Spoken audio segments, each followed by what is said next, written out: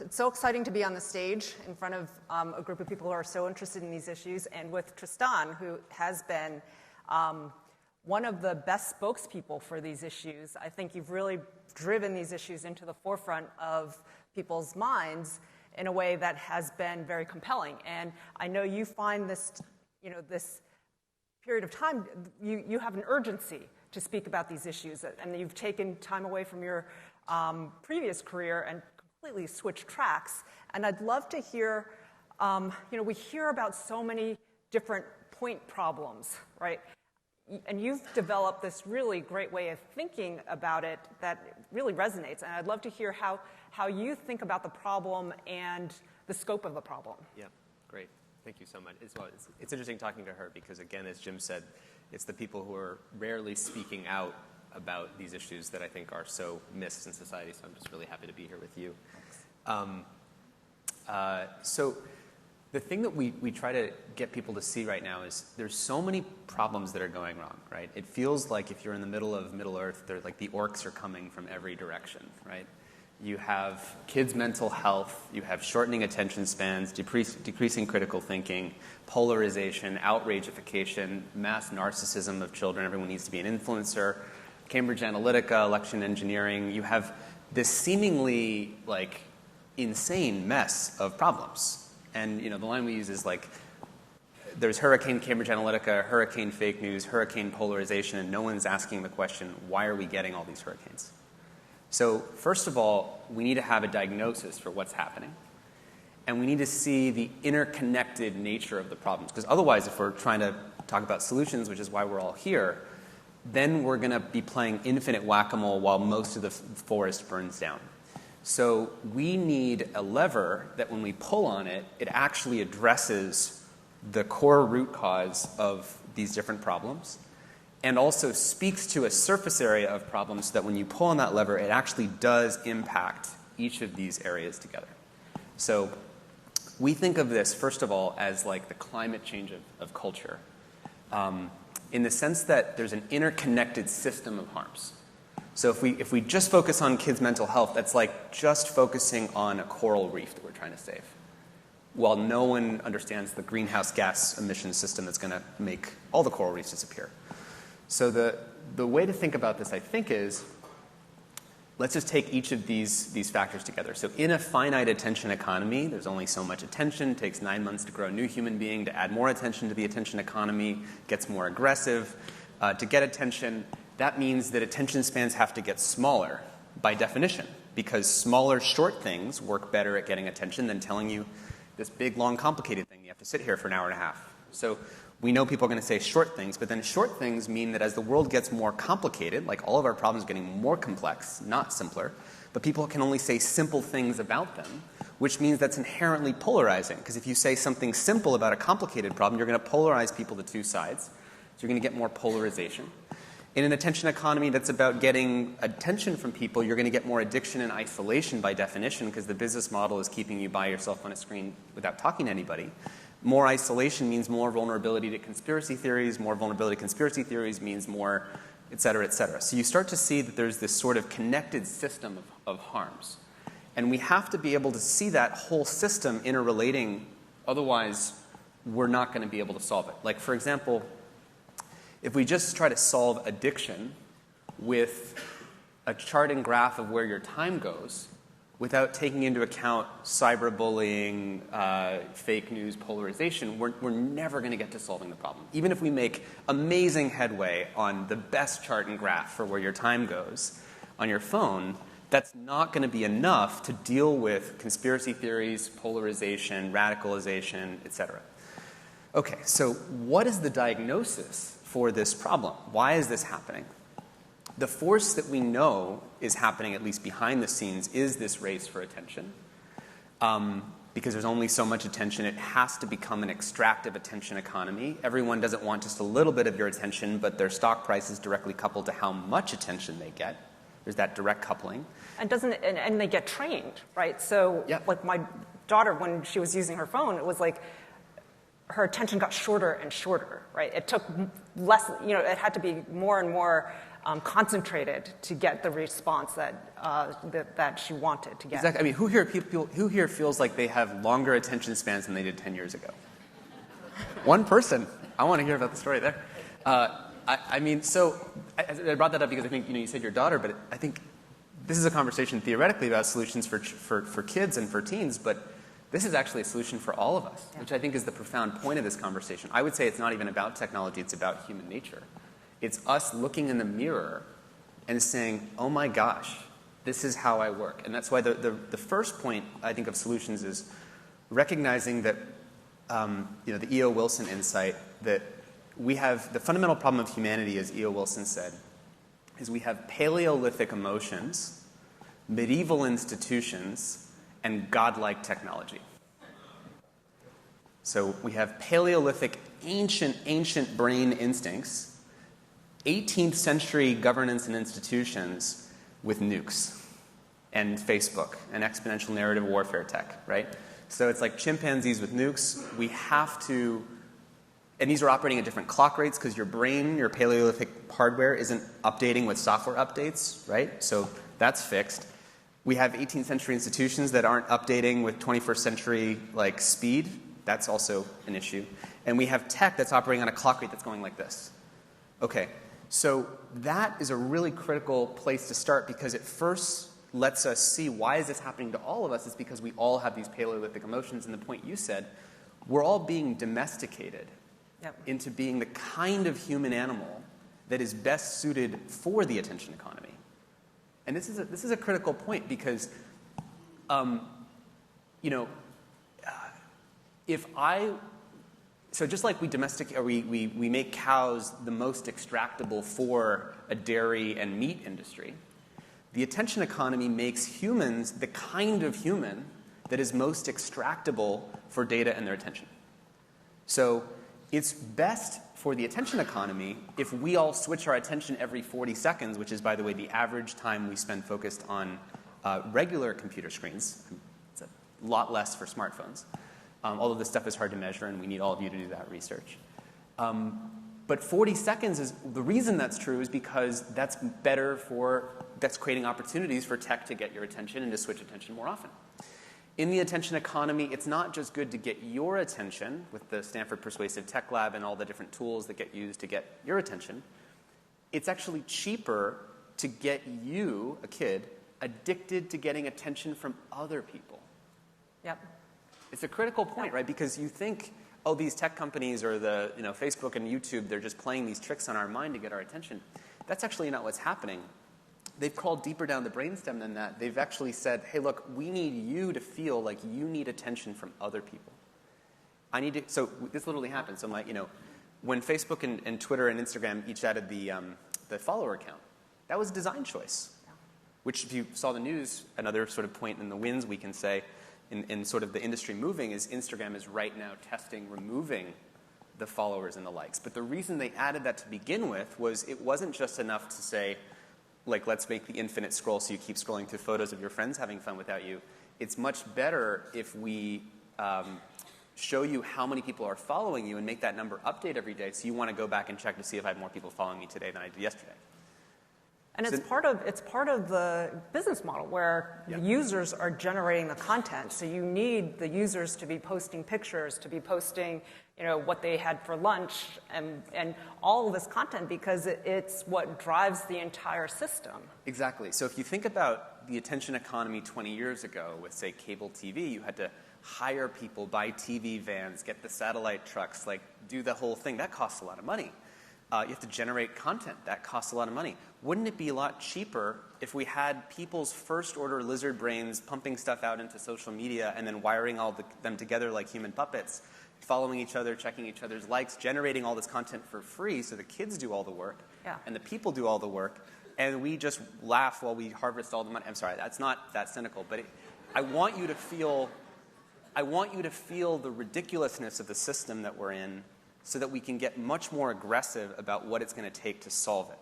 Because it's not the case that the tech companies have this malicious intent or anybody even thought this was going to happen. My friends at Instagram never thought, even at Reddit, I don't think people anticipated some of the dynamics that emerged later. Right. I don't know if you want to talk about that. But. Yeah, we had Reddit is one of probably the worst sites on the internet. It has some of the best things, but it also has some of the worst things. I mean, it was completely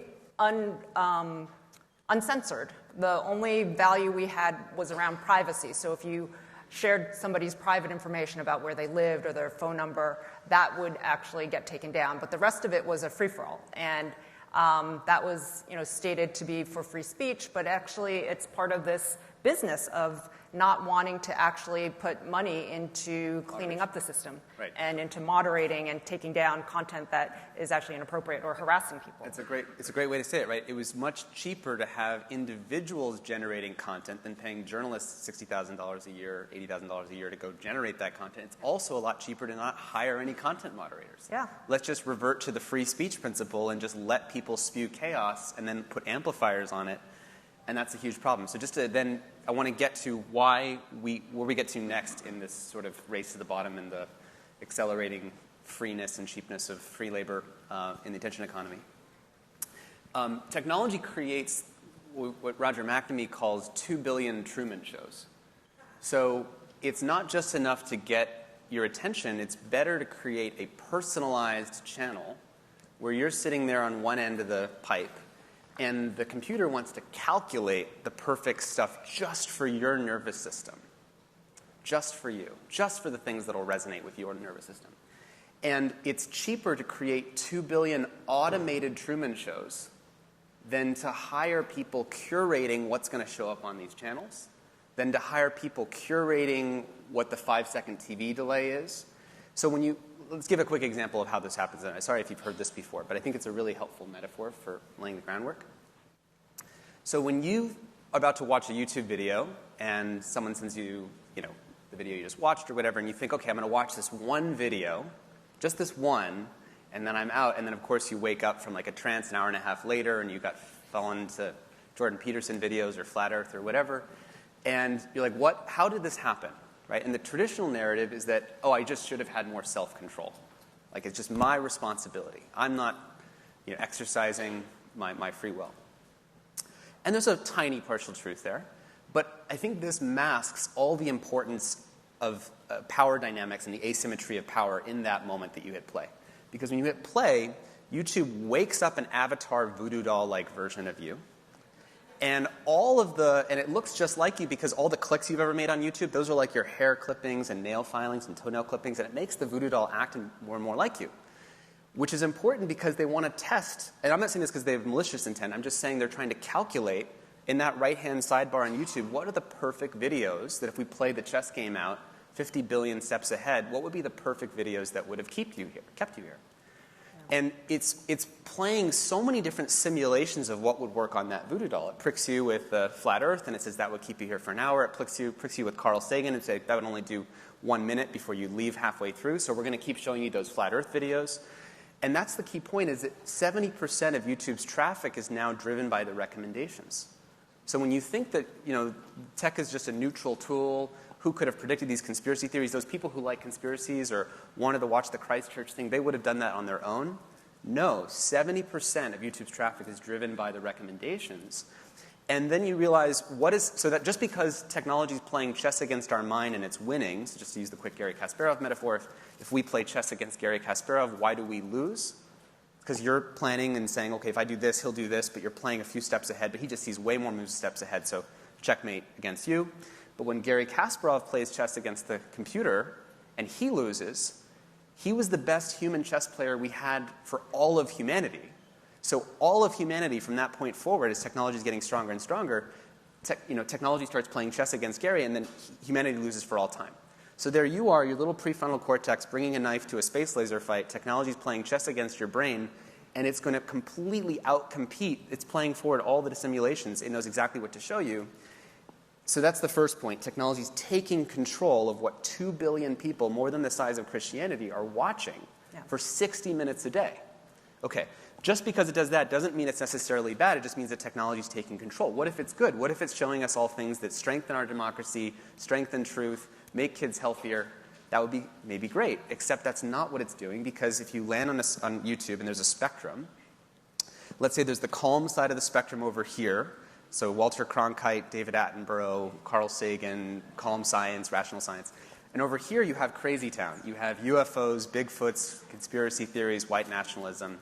And no matter if you airdrop a human being by the neck and you're like saying, okay, where do I drop this person? I could drop them in Calm or I could drop them in Crazy Town. But if I'm YouTube and my goal is to keep you here, which direction am I going to recommend you? Always going to recommend you that way. So YouTube tilts the playing field of 2 billion people in this direction. So if you took a teen girl and she watches a dieting video, it recommended anorexia videos. This is a year ago. They've actually since fixed this problem, but I'll get to that. If you watched, you know the examples, so Flat Earth, et cetera. It recommended Alex Jones 15 billion times. But this is important to lay the groundwork because you ask, well, why that Nancy Pelosi video that just came out, the slurring? Like, why aren't they dealing with this? So in this case, there actually was a controversial debate.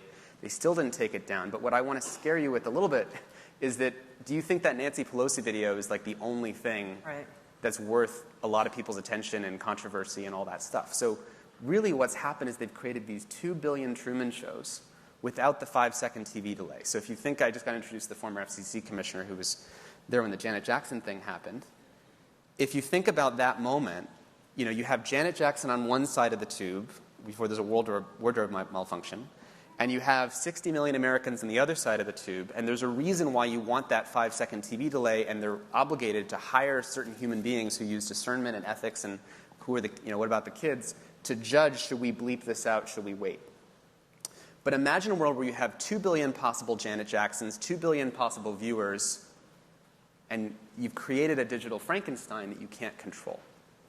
So you get that? And I think when you realize that when people say you search for Las Vegas shooting, after there's a shooting, why aren't the companies handling that? It's because they've created not just 2 billion Truman shows for each person, they've created trillions, billion, I don't know the numbers. Every search query is a Truman show. And you have people feeding that content, right? And you have people feeding that content for free. On Reddit, we had this horrible time period where we had people who were linking to unauthorized nude photos. So the celebrities had their accounts hacked, and these nude private photos were being posted. And on Reddit, that was all people were looking for, right? So people were posting those links all over the place. We couldn't take them down. It was preventing people from getting to other content on the site. And that's when somebody finally decided, like, let's just take down all of it because it's preventing our whole system from functioning. Right? So you've got those 2 billion endpoints, and everybody is pushing towards the almost like the lowest common denominator content. The race to the bottom and the brainstem. Yeah. So now that I think we've laid out at least a good chunk of the problem, I mean, one other example of the 2 billion Truman shows that you mentioned on our phone call, when someone downloads even a kids app or something like that, you were mentioning the examples on the Google Play Store, you download a kids app and the app is free, and even that app might be healthy, but then the ad engine is also 2 billion Truman shows because that ad engine doesn't have a human being there saying, which ad do we show to this kid? Right. And they don't know, they might know it's a kid, but they know that the app that generates more money might be one that has worse values, that might be one that's like related to gambling or related to more explicit content. Yeah. And there was an example you said of some strawberry. Yeah, this was actually Elizabeth's example where there's a strawberry shortcake app, and I don't let my daughter download very many apps, so I haven't seen it, but where the meaner you are, that strawberry shortcake is very mean to you unless you actually pay for an upgrade to the app. Okay, so now that we've sufficiently scared everyone,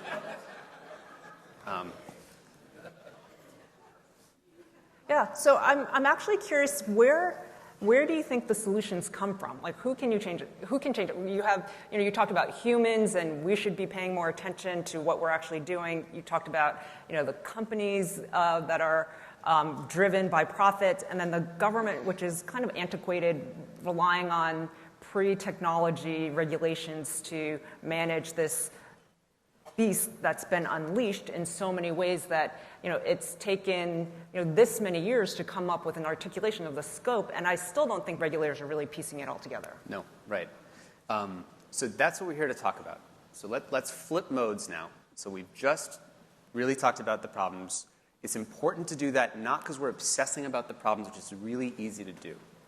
We're doing that to get an accounting, like a balance sheet of if we're going to create a solution, we want to make sure we're ticking all the boxes on the list of problems we just enumerated, right?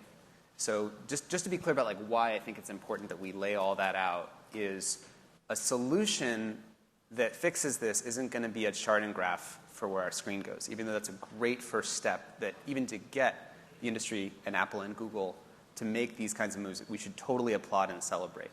Now the question is, so we had this race to the bottom of the brainstem to get attention that's generated all of these harms and externalities. So now let's flip into solutions of how do we create a race to the top for what's best for society, what's best for people, what's best for their well-being, what's best for truth.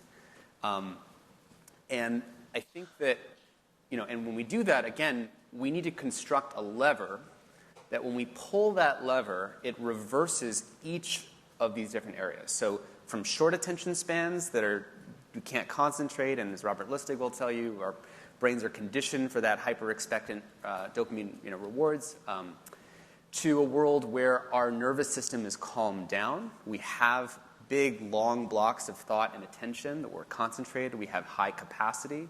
So that's the attention span one. For agency and choice, that we don't feel sort of subverted by our own nervous system of sort of wanting the dopamine system hijacked, from that to something that's more empowered. From sense-making, where you have more conspiracy theories, propaganda, and false things. False news spreads 6 times faster than true news. To a world where these things are basically strengthening sense-making and choice-making. The reason that we first focus on language is we need a name for this connected system of problems. Because if we don't have that, then we're going to notice every conversation you'll have, you'll get into one topic like addiction, you'll try to solve that, but you won't be solving outrage, polarization, election engineering, et cetera. So not trying to get you to use our language or something, but we need to have language that describes the surface area. So we use this phrase human downgrading, because while we've been upgrading the machines by scooping out the attention from people's brains and using it to power stronger and stronger machines, we've been downgrading humans, downgrading attention spans, downgrading civility, downgrading trust, downgrading kids' mental health, et cetera, downgrading democracy. So we need to reverse mass human downgrading.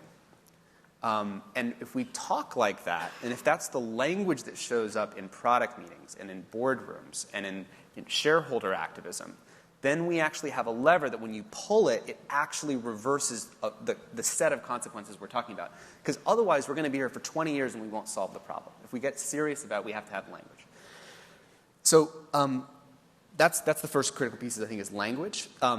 The second is, again, the diagnosis for why is this happening, and we'd like to break it down into 3 different things. So the first is, you can think of it as unergonomic or artificial social systems that we have squeezed ourselves into, like we fit ourselves to these non-humane technology environments. So, for example, you fit a child's natural instincts to want to be there for her friend, which is something that children have to feel and is a good thing to feel. I want to be there when my friend needs me.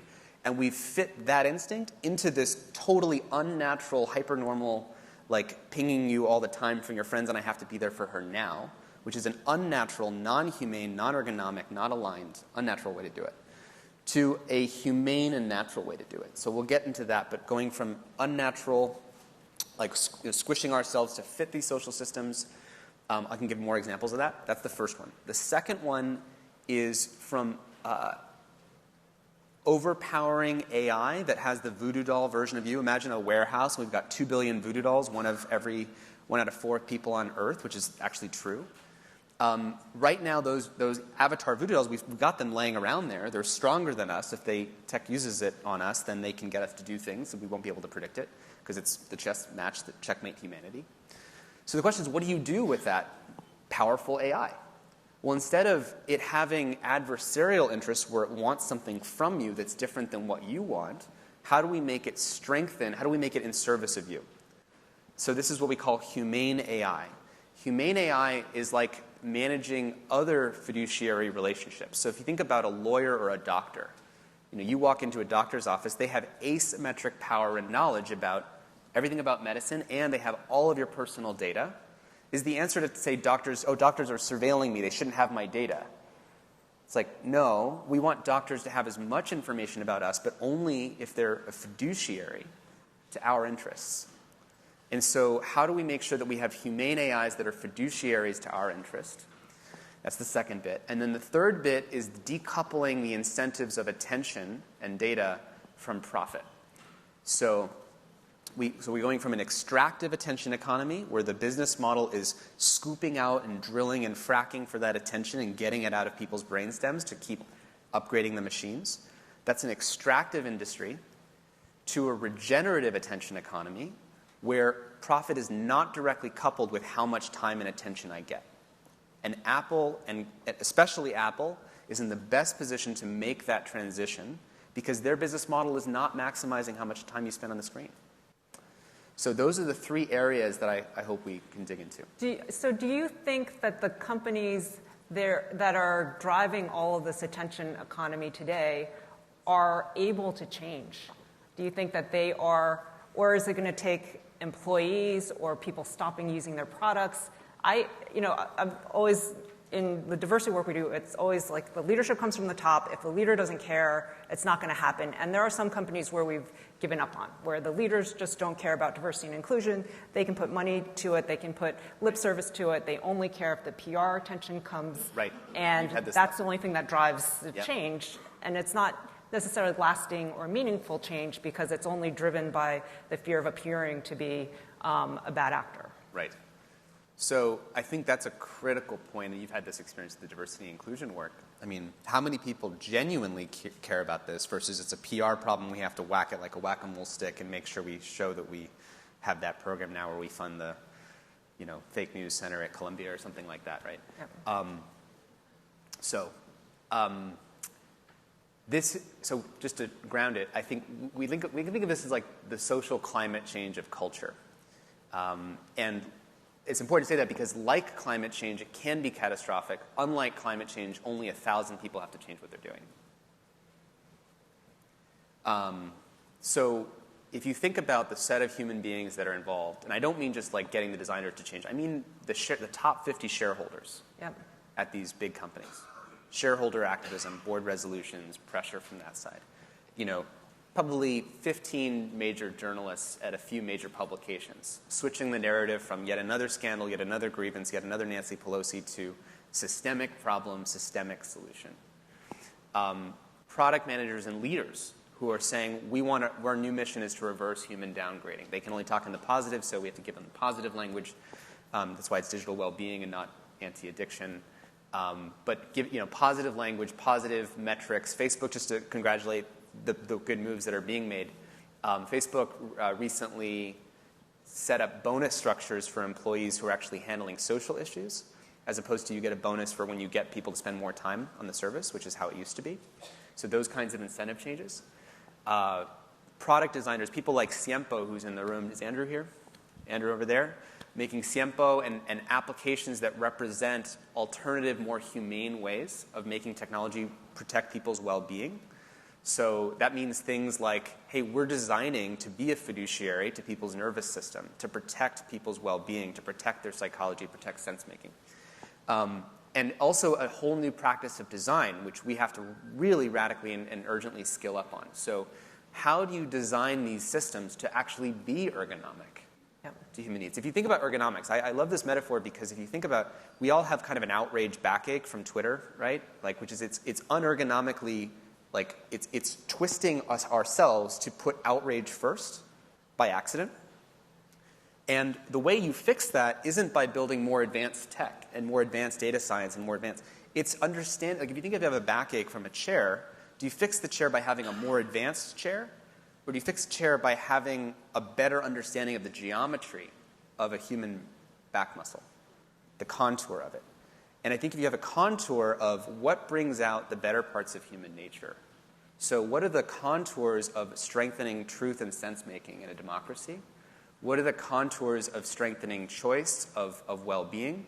And when you realize that technology is wrapping our lizard brain like a glove right now, it's like never been better at wrapping our outrage machine, our amygdala, our fear, our impulses. it needs to wrap these better parts of ourselves. And that includes wrapping children's development, and by which I mean not replacing or manufacturing or synthetically trying to recreate children's development on a screen, but asking how do we wrap around the natural social fabrics that form when kids are doing what kids do best, when people are doing what people do best. So in that world, technology is more like a GPS that's taking you to the next humane experience. Like it should, right now, it's actually kind of hard to use a smartphone. Like if you think about the buttons to have a dinner with my friends, the interface is which key do you want to type? Q, W, E, R. Like that's the menu that's being offered when you say, I want to have dinner with my friends. It's like, great, here's these 20 different menus, and here, which key do you want to type? Versus imagine a world where there's this whole different kind of menu where the next dinner table conversation with friends is like the easiest choice to make. You know, if you think about a GPS, the point of a GPS isn't to suck you into the GPS and get you fiddling with it and then not to take you where you want to go, which is what technology is now. It's just like a broken GPS. A humane and regenerative world is where the point of technology and screens and how they wrap around us is getting us to these humane places where humans naturally do what we do best, where we are naturally brilliant at empathy and not cyberbullying, which, by the way, has to do with just removing that link between if I hurt you and I see it in your face when it hurts you, my nervous system automatically has a balance sheet that gets added. Oh, man, I don't feel good that I see that I made you feel that way. I thought that was very true maybe 5 years ago, but now you've got like people milkshaking the alt-right. Like I think that screen, that hiding behind anonymity, evaporated, and now I think the screen is no longer necessary. I do think there is more conflict face to face. You see all of these incidents happening, where some white person is screaming at a black person for doing a day-to-day activity. And that piece, I don't know if this outrage economy has now moved into real life from behind the screen. So that's my fear. So just to name that, I think it's a critical point you're bringing up. It's critical because, I hate to go into the problem side again, but when people think, oh, well, this all sounds really bad, and vaccine conspiracy theories and flat earth on YouTube and bad child pornography or whatever, I'm not going to use these services. I'm going to opt out. I'm going to turn off notifications. I'm going to disable social media. That'll be my solution. But that misses the fact that you still live in a country where everyone else will vote based on their using these services. Right. You still send your kids to schools where if they look at the vaccine conspiracy theories, they don't vaccinate their kids, that affects you. And then in the case of racism and outrage, the outrage spills into the social fabric and becomes real. And that's my biggest concern. And the way to deal with that is really hard once it exists. So the best thing there is prevention. It's recognizing the situation that we're in, that we're spilling out. We've got a fire hose of outrage we're just shooting out into the world. We have to turn off the spigot. And then I think for the people who have been artificially outraged, I think we have to see, almost like a hypnotist says, snap your fingers, wake up. We've gone through this 3-year-long hypnotic trance of outrage. So yes, there are grievances in society. Yes, there are racial divides. But you didn't wake up in the morning and think to yourself, the first thing I want to do is see 100 examples of why I should be pissed off at other people. And technology made that easier than ever. And it spilled out into this real-world thing now where our beliefs have actually translated into this new cultural moment. But it's actually kind of fake. It was all generated by a bunch of machines that were giving us not what we wanted, but what we couldn't help but look at. And that's, I think, what we have to reverse now. Yeah. Who do you think can change it? We've talked a little bit about, I think, for me, a big part of it is, a lot of these companies were started by a group of young white men who didn't have that much experience with the harassment and with different views in the world, and they created these products, and they didn't experience some of the negative uses of these products, and they didn't take care of it. So you look at Reddit, there's always been a lot of harassment, always been a lot of negativity, but it didn't touch the founders. Yep. Right? They were protected by their I think you're bringing up a critical point, which is right now the people closest to the pain are furthest from the power. And so from a policy perspective, I think we talked about this on the phone, that there's a great group called Avaz, if you know Avaz. I don't know if they're here. And they've done some great work of bringing the people in the developing countries who've been most affected with ethnic tensions that have been, like people from Myanmar, things like that. If you didn't know, there's certain places in the world, Myanmar, Sri Lanka, where these ethnic tensions have spilled out into ethnic genocides, and many people have been killed and lynched. And these are stories you hear about in the media when there happens to be a journalist staying up to 2 in the morning, scraping some data, and then talking to some people and figuring out that it's true. And then maybe it makes its way into a headline that blips past someone at Facebook's news feed screen, as opposed to the people who are most affected in the most serious ways should be right there in that product decision-making room. In the same way that if I'm a kid and I can say something to you and hide behind the screen, it's one thing, but if I have to see you, it's another thing. And I think closing that loop between the people who are most affected and the people making the decisions is a critical one. I think that's true in a lot of different cases. If you think about the way that people in Silicon Valley tend to insulate themselves, or they send their kids to school where their kids don't use technology when they themselves make the technology that they're telling everybody else to use. The CEO of Lunchables didn't actually let their own kids eat Lunchables food. So I think having a rule that part of a humane world is we eat our own dog food. So the premise of a humane product and company is that which you would proudly endorse that your own children use all the time in any language around the world all the time. And that's actually not a bad filter. That would probably erase like 50% of the harms that are currently showing up. Yeah, and you've talked about this idea of YouTube. If your kids are on it, it's a terrible experience. And if the people who are creating the product were actually watching their kids use it, it is terrifying. Right. It is absolutely terrifying. And I don't understand why that's not worked into the product. Well, the challenge with YouTube is that, again, the 2 billion Truman shows in the languages they don't speak. I mean, there was just an election in India. There's 22 languages in India. How many, if you've got 2 billion Truman shows calculating what to show people, we don't know, how many engineers at YouTube or Facebook speak those 22 languages of India? Or Nigeria, or Sri Lanka, or Cameroon, or Angola? These are all the places where there's these simmering tensions. And so it's really a matter of going from unmanageably complex harm, so you're creating 2 billion unmanaged channels, to a manageable number of channels with human oversight, back to that 5-second TV delay world. And also asking, how do you design for natural immune systems to form? If you think about how your body, deals with problems, it doesn't build an AI to go target things and then just kill it. It builds this sort of networked resilience against these problems. And I think we need, in our social systems, how do we create networked resilience against fake news, against hate speech, against the bad stuff? So this was super helpful for me. I hope it was helpful for everyone else. But we also have some time. We want to leave some time for Q&A because this is such an amazing audience with such interesting backgrounds. So I wanted to open up the floor. There are 4 people with microphones. Please stand up if you have a question or raise your hand, and we'll get a mic to you so you can ask Tristan directly whatever questions you have.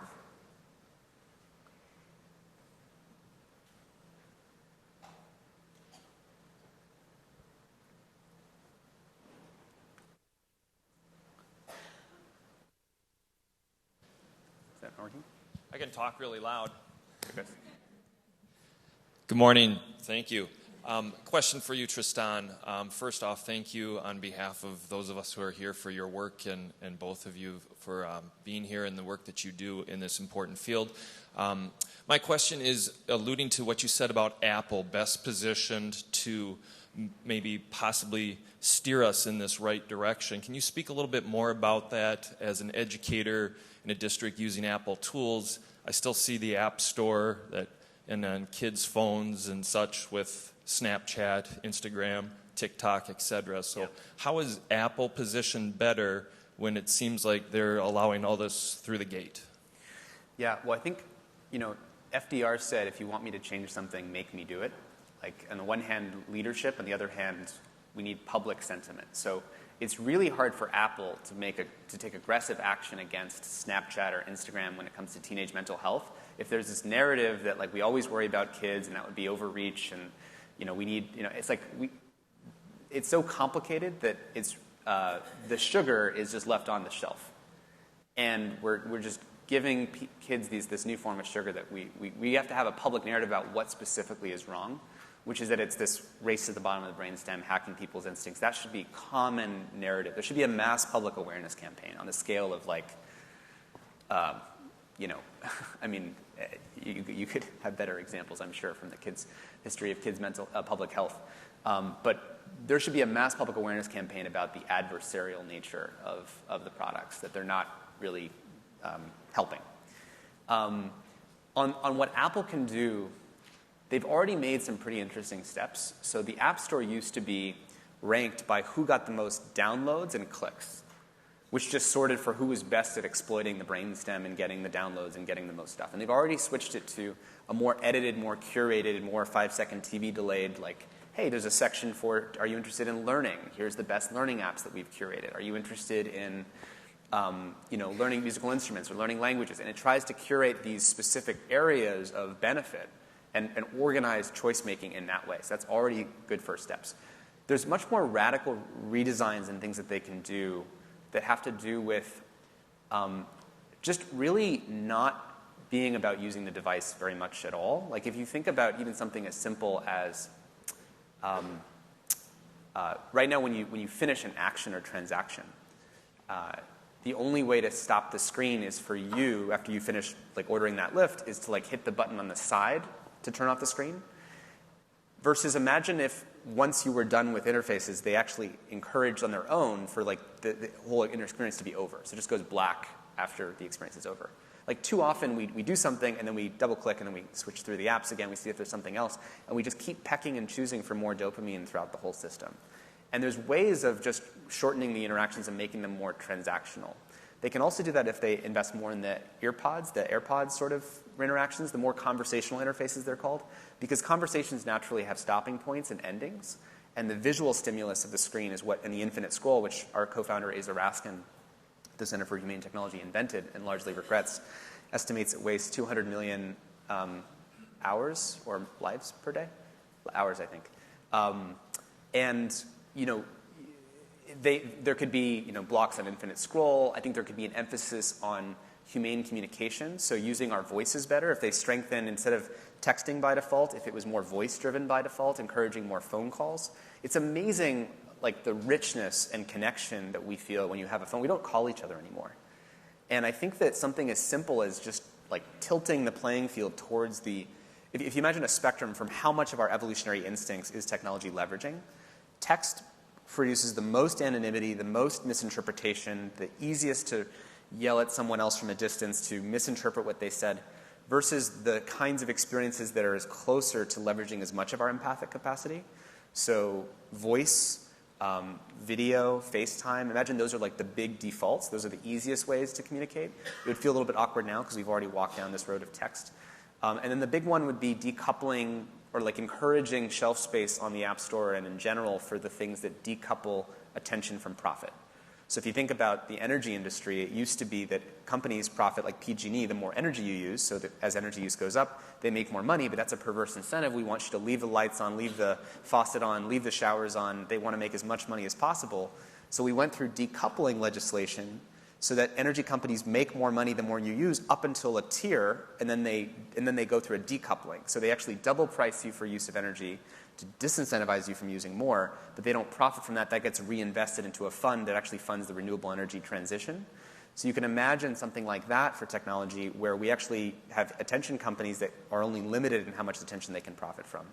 So this is like App Store level changes, there's policy changes, there's a lot of other things Apple can do. And I will say, having worked with Apple at Reddit, they have values that are different than the other companies' values. They value privacy very intensely, and they are willing to give up money to not have porn on, rampant porn through the App Store and through their different products. So they are making choices that are value-based, and if you can push some more of these ideas into their values, I think they would be the most open to driving change. And policy that makes that possible, just like carbon taxes tax the bad and fund the good. Like we want to like right now, if it's more profitable for Google to just let the porn and the pedophilia run rampant and not control it, then that's what they're going to do, not because the bad people want to do that, but because that's just how the profit motive makes things flow. So you want to tax it such that Apple can invest even more resources in doing the human-curated good thing, and the world rewards them for that, and the press rewards them for that, and shareholders reward them for that. Versus on the other side, we should have shareholders filing resolutions on all the attention companies. Do you think of it like the Exxons of human attention, scooping and carving out attention from people? And I think that's how we're going to look back, is the companies whose business model was attention and data to build the voodoo dolls, and the ones that were not. Hi, Tristan. My name is Susan, and I've spoken to you before about college students. But I'm really thinking of your analogy to the climate change. And so I'm wondering how you in Common Sense Media, and I work with the Digital Wellness Collective, can find those Gretas, right? The 16-year-olds that are calling out. And I begin thinking about the curriculum you're giving through Common Sense Media, but change agency, and creating those whistleblowers from the generation that's been so impacted. I think that's such a good idea. We should have 1,000 Gretas, making bottom-up changes. I think when people hear some of this, a lot of people have come to us, or Common Sense, I'm sure, and say, oh my God, we want to get involved with your work, we want to get involved with your work. And it's like, that's great. And also, you are the change you've been waiting for, and people like Greta and others can stand up and actually demand this in their own communities once they understand it. So we're just trying to provide the tools that catalyze everyone else to be able to make more of those actions. So I think more bottom-up organizing would be great. It would be interesting to do the kind of inconvenient truth presentation program that Al Gore did. It'd be interesting to have kids go out and kind of be the advocates and evangelists. Yeah, totally. I think we should have a train the train. We just did this event in San Francisco about a month ago that was meant to be kind of like an inconvenient truth for tech and also lay out the solutions. And there should be a train the trainers program so that kids can give that presentation in their own classrooms. Yeah. We should do that with Common Sense. So, yeah, great. Do we have more? You want to call on someone? Yeah. In this middle table here.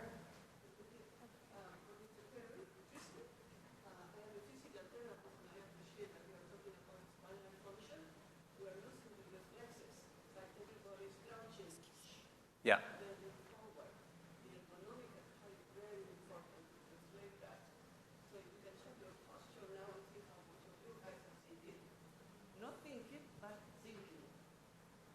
Yep. So I'll repeat your question for everybody who didn't hear it, and then we have to end. So the question was, the comment was about the ergonomics that we're literally shrinking because kids and all of us are slouching and compressing our esophagus at 45 degrees in ways that shallow our breathing, and we don't even recognize it.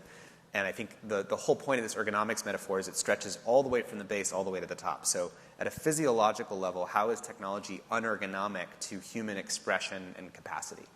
Starting with our breathing, our posture, our esophagus, our spine.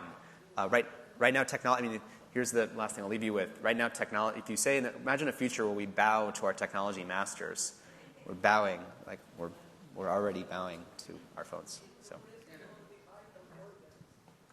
yeah, it compresses the vital organs. So, yeah. So let's change it around so we make it ergonomic to opening up and expressing all the beautiful things that humans are good at. So we are actually out of time, and I want to thank Tristan. I think this is really informative for me. I think this idea of kind of rethinking how we think about apps, how we think about our time, and how we think about the companies that are building them, and the regulation needed to move us away from this is really helpful, and I appreciate it. It was awesome to talk to you.